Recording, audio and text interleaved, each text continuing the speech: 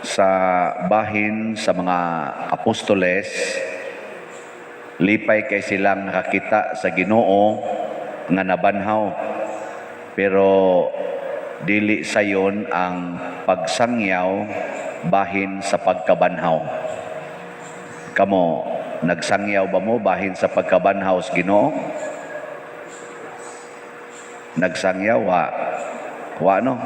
Oh, paparihara ta. Di sayon oy. Mao na nga sa ilang pagsangyaw, nasinati pud nila ang nasinati ni Hesus. Gisupak sila, gipangpriso, gipanglatos, gipangpatay. Ngano man, kay kanigong pagsangyaw nato, pagkahimo natong saksi sa pagkabanhaw sa Ginoo, maagian pud nato ang kinabuhi nga giagian niya. Nya matod pa diri sa tong ebanghelyo, gisulti ni Hesus, gi-remind sila pag-usab nga ang kasulatan nag-ingon, kinahanglan nga ang Mesiyas mag-antos pag-ayo. Una pa siya mabanhaw, una pa siya makaabot sa himaya.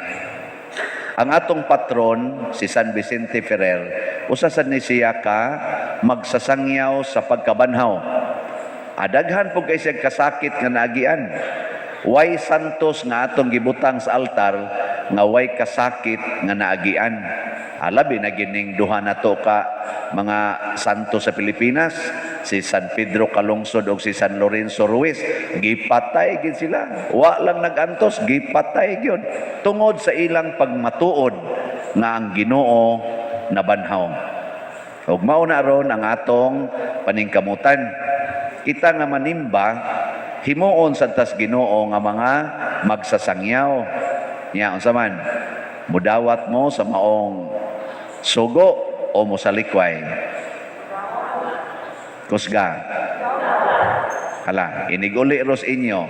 Unsa man, andam na mong mag-antos dito sa inyong balay o mo reklamo mo sa pag-antos? Kung tanaw nimo mag-antos kas imong anak kay porting tapulana, magyaw-yaw ka o muantos lang?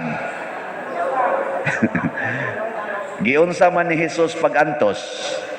Iyang gipakita og sa mahal nga birhen, ani aman sad kay naa pa man taros pagkabanhaw, naa man sad diha sila. Unsa may gipakita sa mahal nga birhen og ni Hesus? Unsa man ining pag-antos? Ang pag-antos di ay mao ang paghilak nga way kasuko. Sakit man ang mag-antos ta, muhilak gid ta. Hilak lang pero ayaw gyud kasuko. Ang pag-antos sabdi ay mao ang paghilom taliwa sa mga pagdagmal. Mao to si Hesus, gikulatag maayo, hilom ra gid siya. Giglatigo, hilom lang, wayaw-yaw. Si Maria sad nga nagtan-aw siyang anak nga gipaantos kayo, hilom lang, wayaw-yaw. Karon iniguli nimo sa inyong balay, magyaw-yaw mo o hilom lang?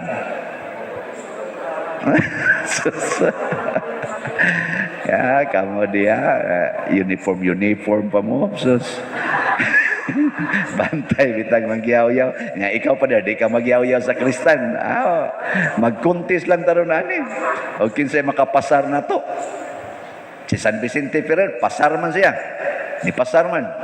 San Lorenzo, San Pedro, mahal nga birhen, San Roque, sila si kisa pa ng uban diya, mga santos atong gidebosyonan, San Francisco de Assisi, San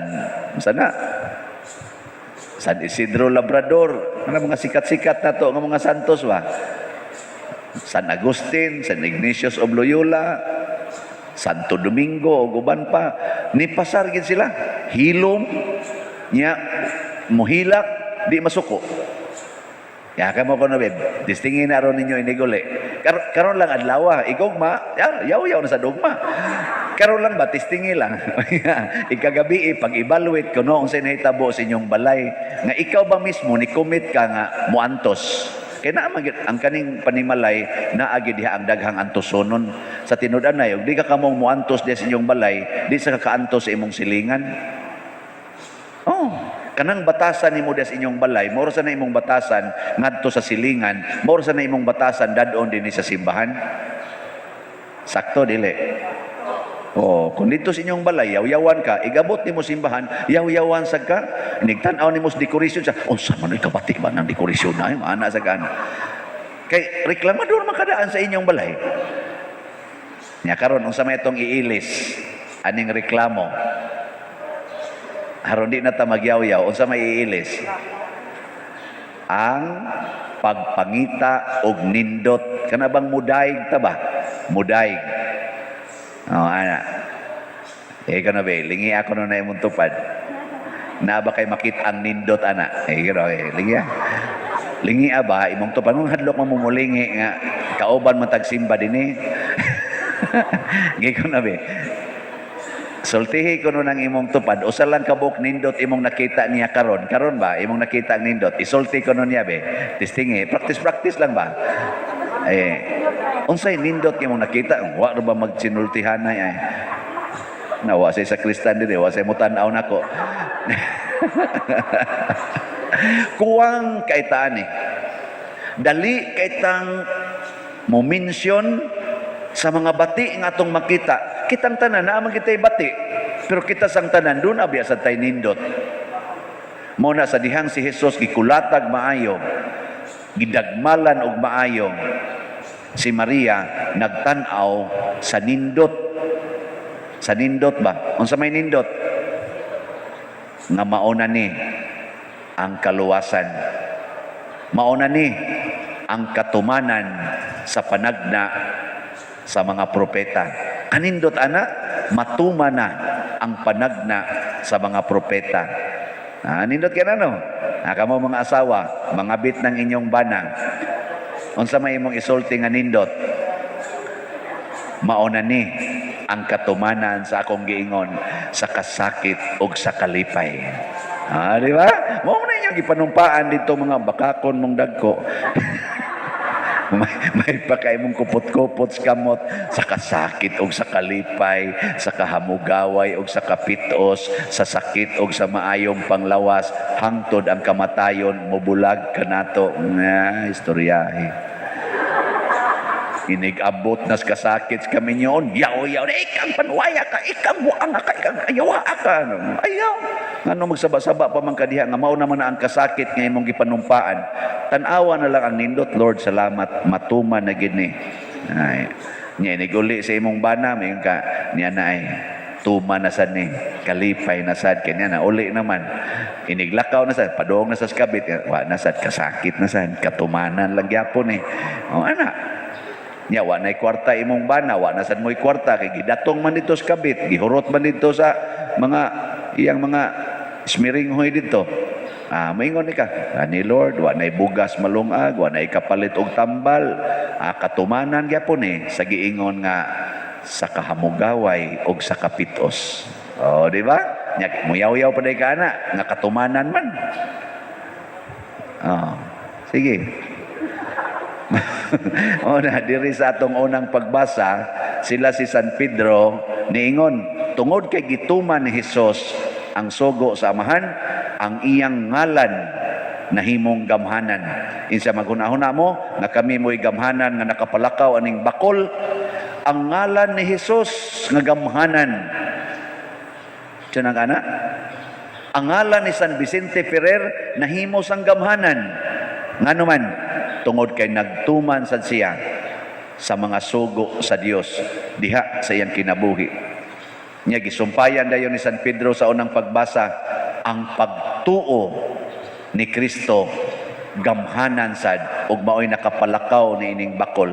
So ang ngalan ni Kristo ug ang pagtuo nato sa iyang ngalan, sinunod ang panigingnan sa mga santos sama ni San Vicente Ferrer, gamhanan sad. Nya kitang nagtuo, kitang nagdebosyon anang maong ngalan, mahimo sa tanggamhanan sama ni San Pedro ug sa iyang kauban nakapalakaw sa bakol, pero wa nila giangkon nga kami mo'y nakapalakaw.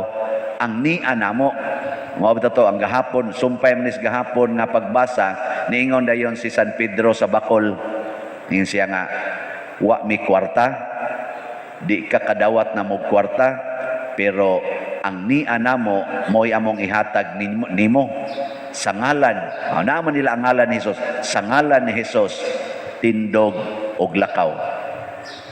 Ana. O, iniguli sa imong bana, gikas iyang kabit niya, wa na mo'y kwarta, maingon ikas imong bana, wa ko'y kwartang ikahatag ni mo dong, wa sa tay bugas nga malungag, so wa ko'y ikapakaon ni mo, pero akong ihatag ang niya nako, sa ngalan ni Jesus, I love you very much. Tamparoson na kasi imong bana na yun. Hilas ba nimong animala kay? Ano ka? Nga mingon din ka, nothing gonna change my love for you. Dito talo. O yan, sabay may tabo sa imong bana. Makaamgo na makaingon gina siya. Si piyata din ako, bagwaan ako higugmaan ng panuwing dako, na in love man kay ni nako, labaw pa man iyang paghigugma sa akong kabit, kay ko nang akong kabit, akong tamparuson, siguro jud kong buwagan dayon ko ato. Pero ni ako'y asawa, nangahiwi ng baba, pero moingon ra gyapon, nothing gonna change my love for you. Magmahay na siya. Anya, di na mo balik sa kabit, iyan na siya gapuhap ang imong baba nga nawingig. Unsa na dili ba gahom na nga nakapausab sa kasing-kasing og kana mo'y gigamit ni Hesus ang iyang pag-antos og kamatayon nakapausab sa atong mga kasing-kasing. Na siya sige manindog na ta mga nangausab.